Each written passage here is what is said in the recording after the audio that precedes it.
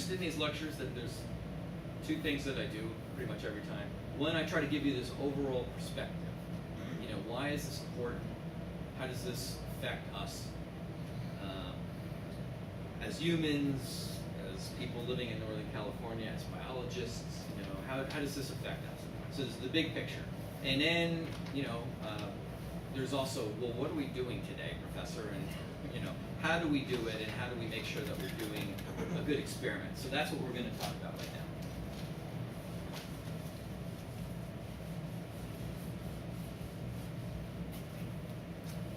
Okay, so in order to isolate cells from tissue, how can you pull out a cell? Any ideas? How would you pull out a cell? How would you get a cell from your body? Have you ever done that? Probably in some lab somewhere in high school or whatever, you looked at some of your own cells. How'd you get them? The inside of your mouth or your cheek. Right, so they scrape the inside of your mouth and smear a little bit on a slide, and it's like, oh wow, look at that. It's like these cells. It's part of my body, so this convinced you that, you know, that's what your body's made out of, is a bunch of cells. And then I always ask, how many cells are there in the human body? 13 trillion.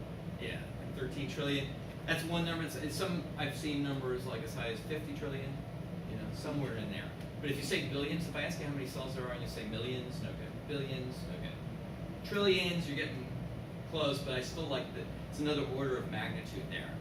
You know, more than 10 trillion, 13 trillion, 50 trillion cells. So there's lots of cells. Okay, so you scraped out the cells. So they must have been like hanging out there, and you, by the mechanical, right, we call that a mechanical or physical trauma, you know, you scraped them and you collected them. Still, that's not probably an effective way to get cells, is it? You know, how much scraping are you going to do? And as you scrape, aren't you going to be shearing a bunch of the cells? You know, a few of them they're bags with this living protoplasm in them. If you've got this sharp blade, you're going to be slicing into a bunch of them, and they're going to fall apart. So a gentler way to do that, to release them from the tissue, would be what? Take a guess. Come on, Matt. Saliva. It's a tough morning. What? Saliva. Saliva. Okay, what's in saliva? Enzymes. Enzymes. Good.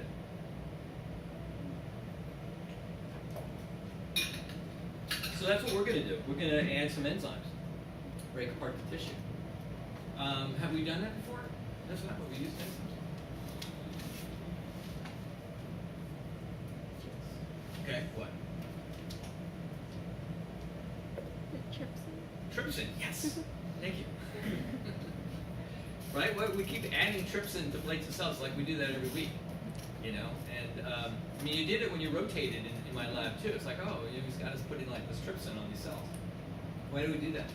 We're doing that constantly. In order to work with the cells, you got to get them off the plastic. You know, so to get them off from that, they're attached by protein. So you got to cut the protein attachment. So it's like, you know, if these strands are protein attachments. I mean, you gotta clip away, right? And so that's what the enzymes are doing. They're clipping away. And, you know, protein is a linear polymer just like DNA. It's a polymer of what? Amino acids, right? So you need to know this stuff. I mean, there's a certain amount, in order to be intelligent and educated enough to do lab experiments, you have to have some appreciation for what we're doing, right? And so, you know, you have to know something about what a protein is, because we're going to be using enzymes to degrade proteins, and if your concept of a protein is a bit fuzzy, then that's not going to work. And why should you be interested in protein? It's like, well, that's what you're looking at all day long. I mean, our bodies are made up largely of proteins, structural proteins and things. So, I mean, they make up all living things. When you go to the cafeteria to eat, you know, there's a lot of protein on the plate and all that stuff. So what is a protein? Somebody, show me how much you know.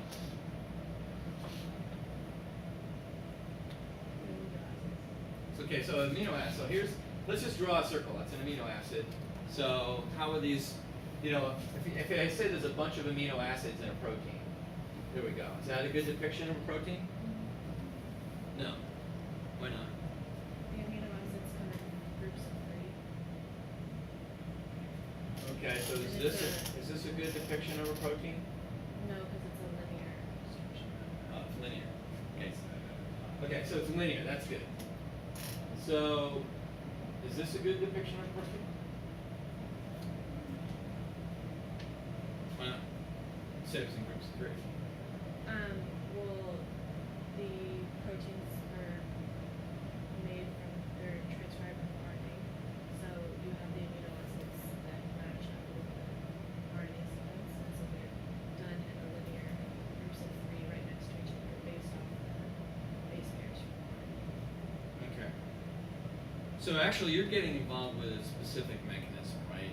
You're talking about how to translate messenger RNA into protein. And there's groups of 3, yeah, but the groups of 3, those are 3 base pairs in the DNA with the RNA, right? And then there's a transfer RNA that uses that code of 3. So, okay, I wasn't getting into that mechanism. That's an earlier step. I'm just talking about to appreciate protein itself. So there's no group of 3 on the protein level, but it is a linear polymer of proteins. So we could draw it like this. So some people call this beads on a string, right? Kind of looks like beads on a string. Okay. Linear, you know, there's one amino acid after another. Each one of these things, amino acid, AA. Okay, so then the enzymes that we're going to use to break down proteins like trypsin, it cleaves after certain amino acids. And, you know, trypsin,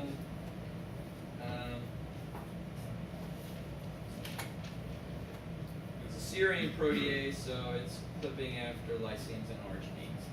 So if this happens to be lysine or arginine, you're going to get clipping. And it clips on the C-terminal side, just so happens. I mean, it could, you know, a particular enzyme could clip on one side or another. So that's on the N-terminal side, N and C-terminal side. And then if it clips here, then that's on the C-terminal side. So it turns out that trypsin happens to cleave on the C-terminal side of lysines or arginines. So, you know, in a particular protein, that's kind of, it's easy to think it's kind of random, but it's very specific. But there's a bunch of them, right? I mean, there's, how many amino acids are there? 20? 100? 20? How many letters are there in the alphabet? Kind of closer to that number, right? It's like 20 common amino acids. So, but they're like letters in the alphabet, right? So you can make lots of different words with the 20 letters that we have. I mean, 26 letters we have, or whatever. So the 20 amino acids that we've got, you know, we can put those in different combinations and it ends up creating different proteins. So when I talk about collagen or fibronectin, you know, those the sequences, those are different amino acid sequences that make up a protein. The protein itself is a linear polymer, but you know, the proteins fold. And so they fold back on each other and they form these loops and things. You know, and the enzymes, they tend to form pockets. You know, it's like your baseball glove or something, and they're forming a pocket so that if a substrate comes along, it can bind to substrate. You know, let's say this is the substrate. It comes along, this is the enzyme pocket, it fits this. And so this is the protein, and it's folded in a particular pattern. It's a linear polymer, but it's folded back on itself. Okay, so trypsin is digesting protein, so it's a, what do you call that class of enzymes?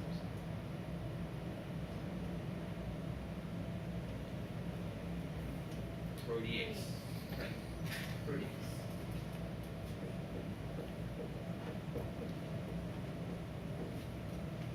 So the protease is equal to enzyme that cleaves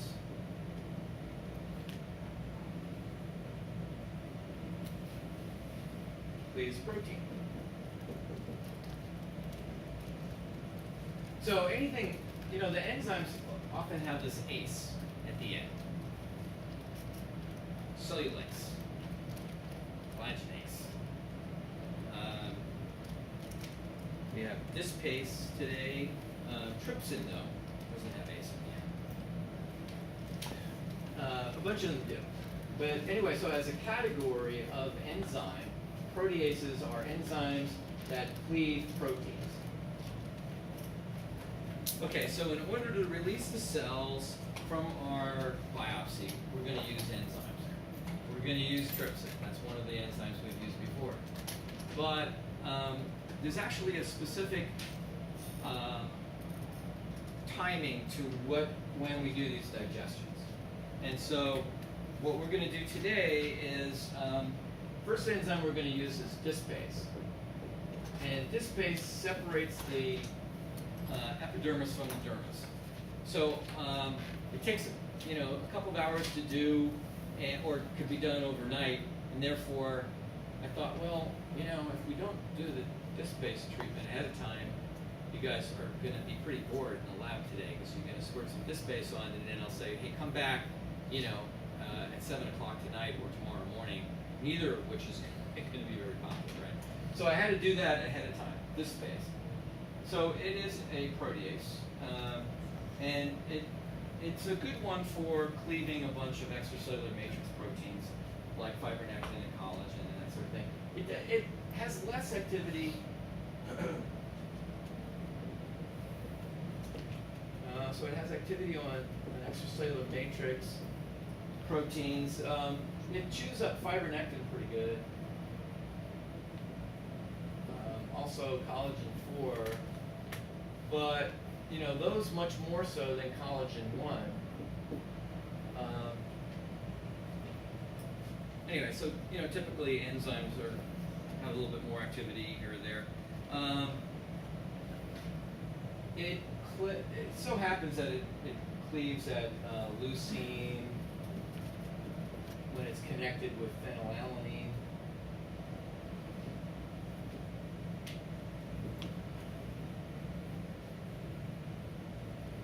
So, when you've got these amino acids, if one's a leucine and phenylalanine, then you're going to get a cut there because they're right next to each other, and that's what dispase is recognizing. So, that since there's two amino acids, you need leucine and phenylalanine, and it's going to clip right there between them. Since there's a requirement for two, it's going to cut less. Dispase is going to cut less often than trypsin, which just cleaves after these single recognizers, right? So dispase is kind of more, therefore, like a mathematical free thing. Therefore, it's gentle.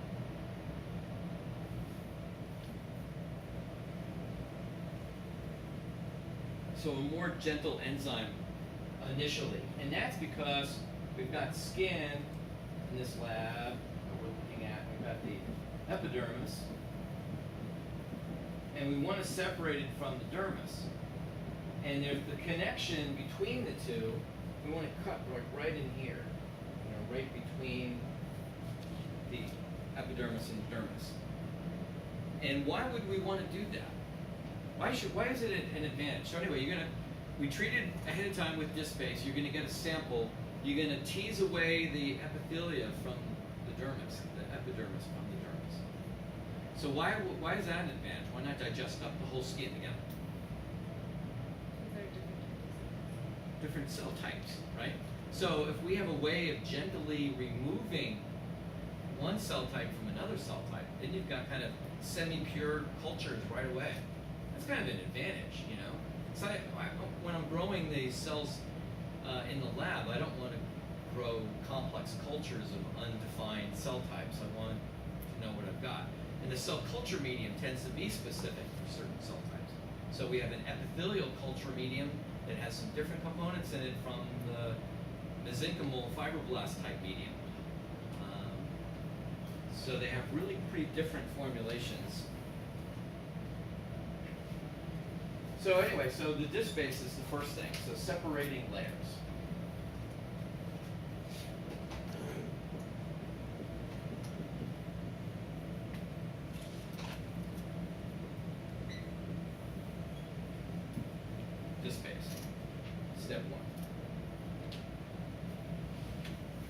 Okay, then step 2.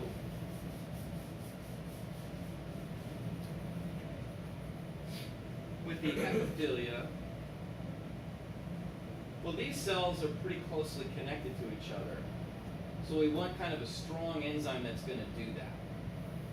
And we don't have any specific type of connection that these cells have to each other. They're protein connections of various sorts. So we want to use a pretty powerful enzyme that's going to digest up a bunch of proteins. So give me an example.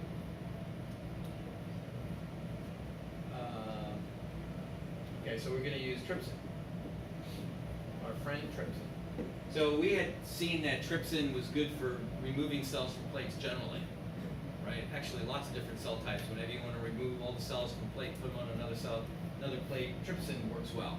And it's because, remember, it's cleaving after every leucine and glycines and arginines. So because of that, it's only single amino acid recognition, so there's a bunch of glycines and arginines in every protein sequence. So trypsin is going to chew away lots of stuff. And so it's a good way to break down connections, kind of non-specifically from cells. So trypsin to isolate the keratinocyte. And the keratinocyte is the epithelial cell, right?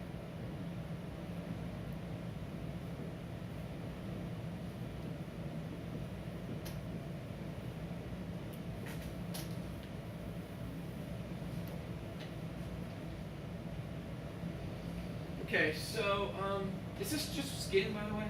These enzymes that we're using? Are we learning, something very narrow? Like I've learned today how to do something with the human, to separate human layers of skin. Is that what you learned? No.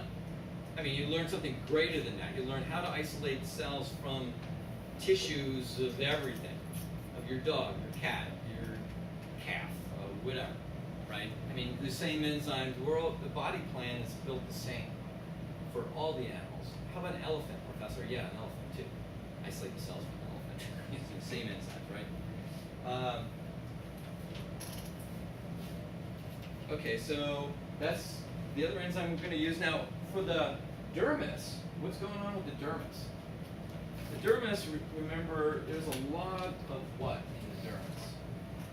Mesenchymal A lot of what? Mesenchymal cells. Yeah, there's mesenchymal cells. It's cell type specific for the dermis. But there's a lot of other stuff. Most of the epidermis is not even cells. What is it? Collagen, yeah. So it's an extracellular matrix. Collagen is one of the extracellular matrix proteins.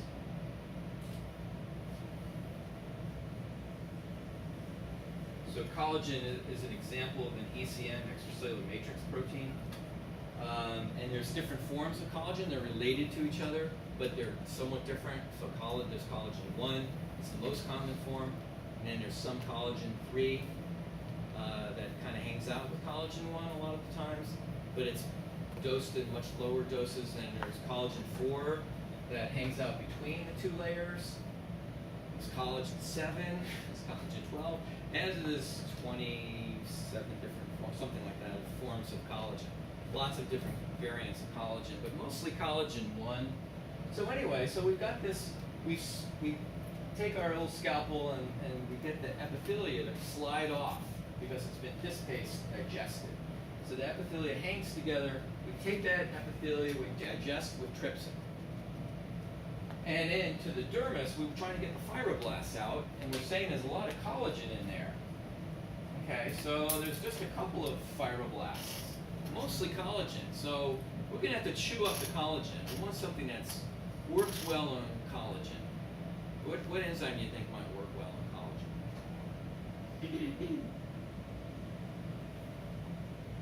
Some sort of ACE. Collagenase. What? Collagenase. Yes, exactly. Collagen ACE. Digest collagen. Let's use collagenase, or we'll call it collagenase, since it's smoother. Okay, so we're gonna use some collagenase and digest the dermis, and it's gonna pull out some fibroblasts. So we're gonna see more cells by digesting this very thin layer of epithelia. It looks like tissue paper. The epithelia is so thin, even though it's 10 cell layers, that's pretty thin. The cells are really tiny, right? So I mean, it looks like you can see through it, pretty much. And that's regardless of how well pigmented your skin is. It's tissue paper thin. So the epithelia is extremely thin. But we digest it. The thing about it is it's a packed cell volume. It's all cells. So it's just, you know, you digest it, it's like the sheet breaks up and it's cells. It's loaded with cells. This dermis here, nice and thick, right? But it's thick because, well, most of it is what? What's the main thing in your body?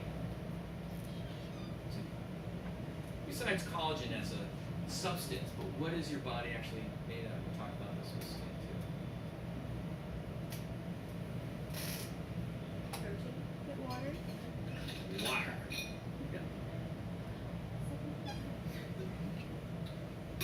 Water. So we're big bags of water, right? So you isolate the dermis, it's thick. It's mostly water. If you leave the dermis out in the dish, you know, after an hour or so, I mean, we might see this in the lab today. It's going to compact down. It's going to be super thin because the water evaporates out of it. Well, why does the water evaporate? Well, because in the skin, the epidermis is like the plastic coating on the bag. We're bags of water, and we're in this plastic bag.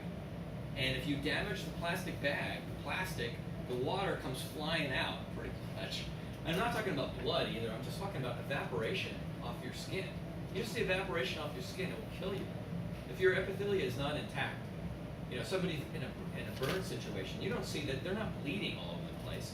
It's just damage to their skin. You know, they have a bad burn, so the epithelia was damaged. They will evaporate. I mean, you know, the water will go out of them, they'll die just from the evaporation. So pretty serious stuff, but kind of funny too to think about. Anyway, so there's a lot of water here in the epidermis, so it will evaporate down. But you know, most of the dermis here is extracellular matrix and mostly collagen 1. And if we use this collagenase enzyme, it will break this stuff down, will release some fibroblasts. You'll get a couple of them. You're not going to get a lot of them. And actually, our samples are like a couple of weeks old. We're pushing it.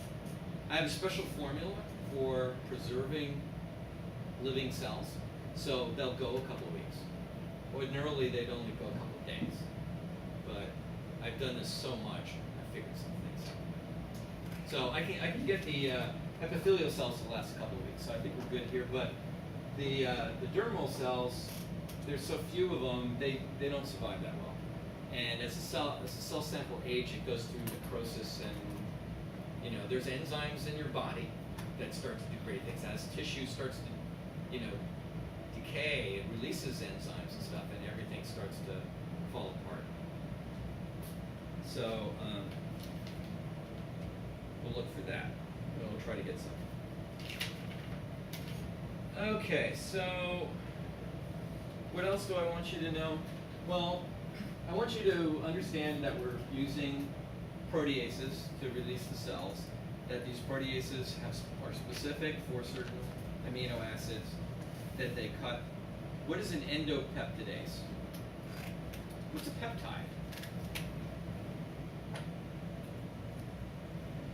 It's a protein. Protein was that beads on a string thing made out of amino acid, right? So we had this, that's a protein. What's a peptide?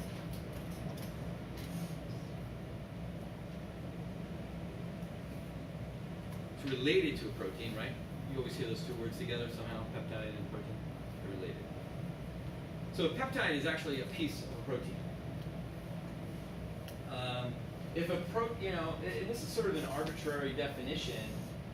Sometimes people will talk about a small protein like a hormone. You know, might have 20 amino acids. Let's not say 20, because there are 20 amino acids. But let's say there are 18. You know, and it's not going to include all of the. It's not just a random thing of all 20 amino acids. Just it happens to be a certain sequence. But it's a hormone. So that's a complete protein in a way. But sometimes they'll say peptide. Well, so the definition protein peptide is a little bit soft. Nonetheless,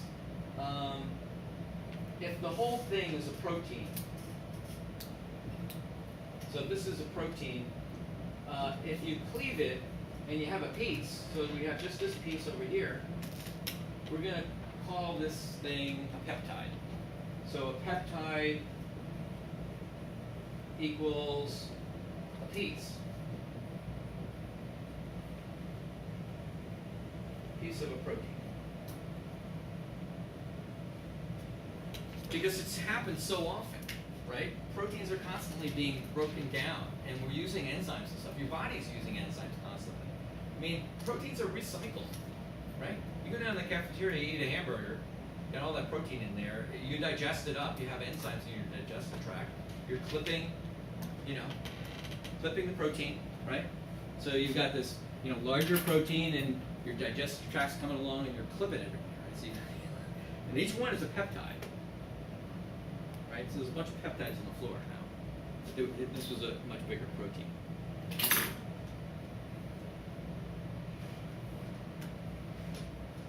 So when we digest the tissue, we're going to be generating a bunch of peptides.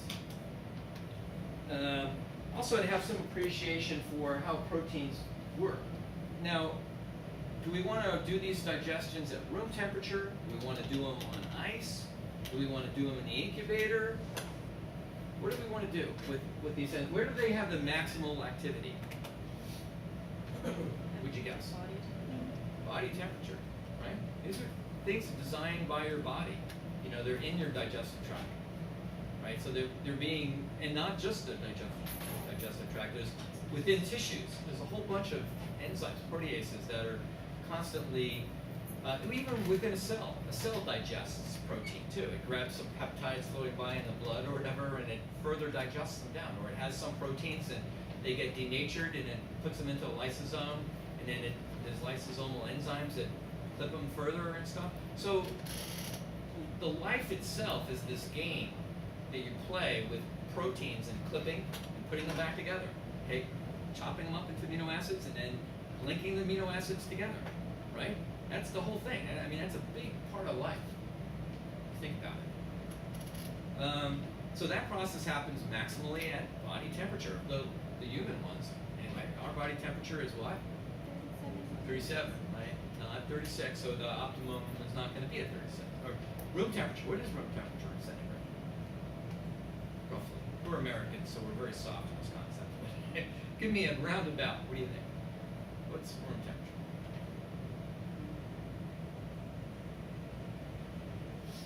I don't know, 18 to 21, something like that, somewhere in there, right?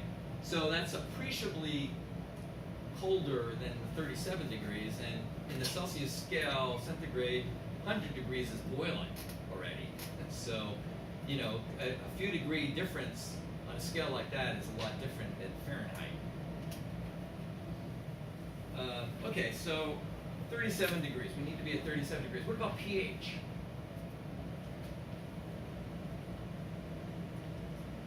Optimum. So the optimum temperature we said was 37, and the optimum pH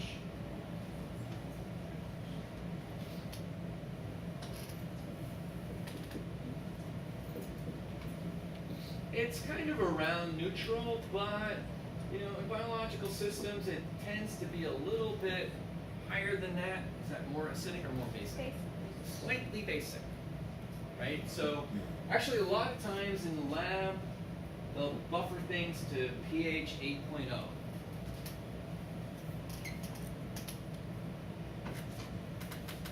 So those are optimum conditions. Therefore, experimentally, when you're doing digestive tissue, if you want it to go rapidly, you're going to go to 37. Last night, though, I put it in disk space, and I put it in the refrigerator because I said, tomorrow I want it to be done digesting by tomorrow, not at midnight, not at 2 in the morning. I want it to be done, 9:45, maybe we'll be on Amazon. So I actually put it at 4 degrees. So that's not the optimum temperature, but it allows me to, pick it up some other time. So when we do the trypsin digestion with the epithelia, we're going to put it in the bath because we have a water bath at 37. We have the incubator at 37, but the incubator is kind of designed for flasks and plates. Whereas if we trypsinize cells, if we get them, if we have them in, we're trying to digest them, so we can do that in a tube, right? We don't have to do that on a plate. Then we can put the tube in the water bath at 37 degrees. That's why there's that water bath sitting there always at 37 degrees. It's kind of useful. What stops trypsinization? You guys have trypsinized a bunch time.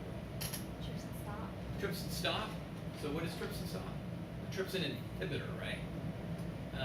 Where can you get a trypsin inhibitor? Well, soybeans have a nice one. Soybean trypsin inhibitor. Just so happens that it's used a lot in tissue culture. There's one from egg that we use sometimes in lab too. It's going to isolate a trypsin inhibitor.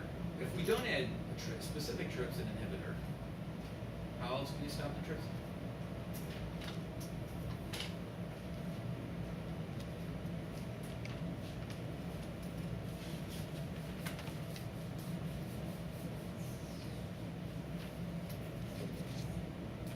Stopping trypsin, right? So, is a trypsin inhibitor?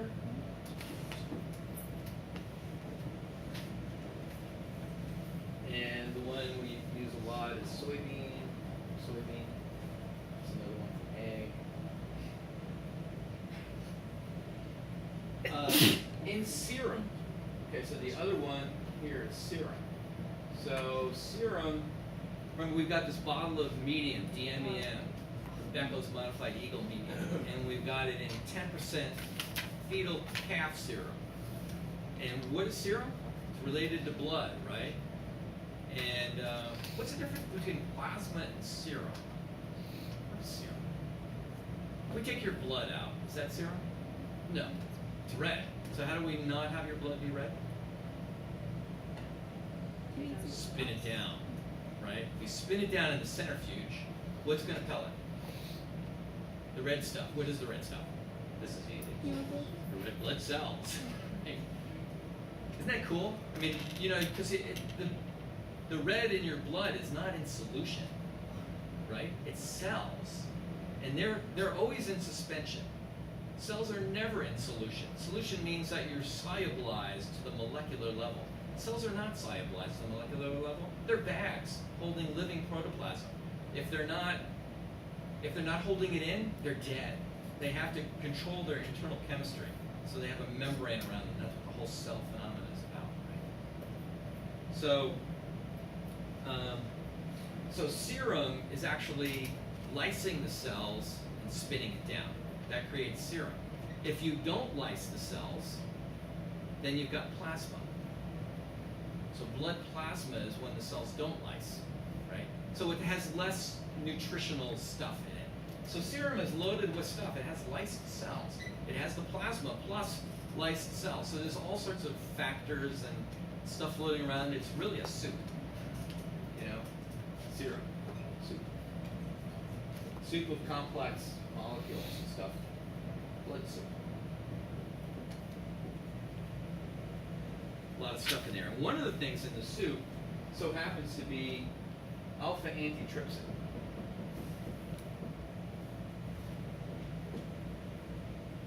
So antitrypsin, wow.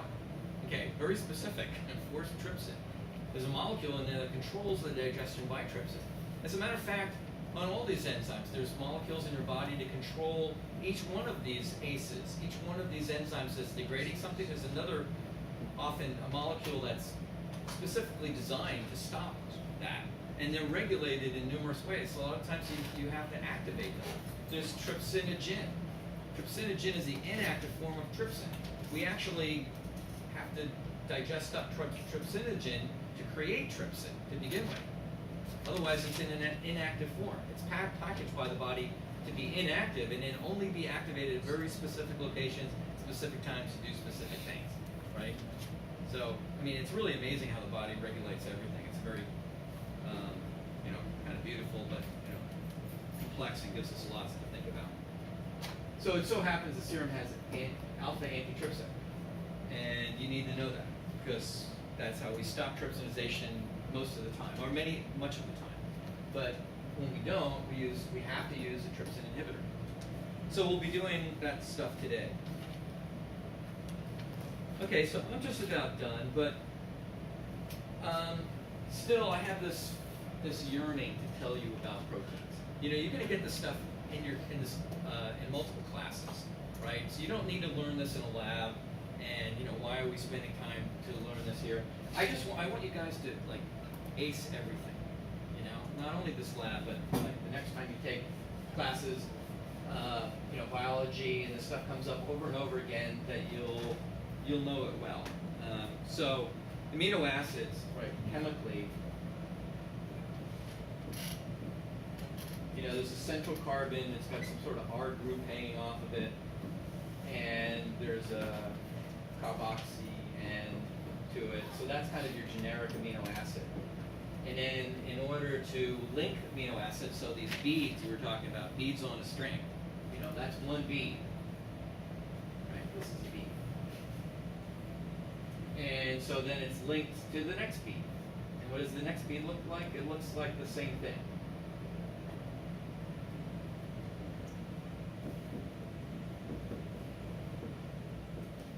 And this is where the chemistry, sort of like, hey, this isn't a chemistry class. You need to know some chemistry for biology, right? So it's the organic chemistry application. So that's one of the reasons why we're so obsessed with making sure everybody knows some organic chemistry. But you're going to get a bond between the C and the N, between the carbon and the nitrogen, right? And when you draw a line in organic chemistry, it implies that there's a hydrogen there. Right? Every little dash that I drew, there's actually a hydrogen. They just don't bother to draw them because there's so many damn hydrogens hanging around. Okay, so the carboxy end and the N-terminal end, and you have OH and you have another H here. They go off together. What is that? Water. Water, right. So if it's water and water's coming off, dehydration, right?